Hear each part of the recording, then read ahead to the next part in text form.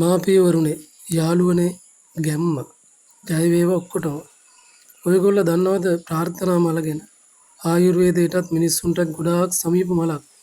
කඩුපොල්. මේ මල රෑ 10ත් 11ත් අතර කඩාගෙන 90 තියෙන බෝධියකට චෛත්‍යයකට විහාරයකට පූජා කළ ප්‍රාර්ථනාවක් කළොත් වරදින්නේ නැහැ. අත්දැකීමෙන් කියන්නේ. ආදරයේද සංකේතයක් වෙනවා.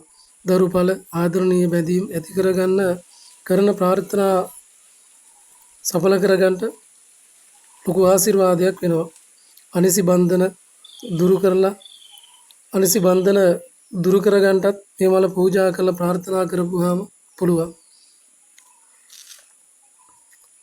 අදිෂ්ඨාන කළොත් ඕනම කාරණයක් හරියටම සාර්ථක කරගන්න පුළුවන් වෙනවා මේ මල පූජා කරලා. අපිට වගේ විශ්වයටත් දෙවියන්ටත් බොහෝම කිට්ටුවෙන් ජීවත් වෙනවා. මේ මල ගැන මේ මලේ ගුණ ගැන කියන්න ගොඩක් දේවල් තියෙනවා. ඒත් කාලේ බොහොම කෙටි හින්දා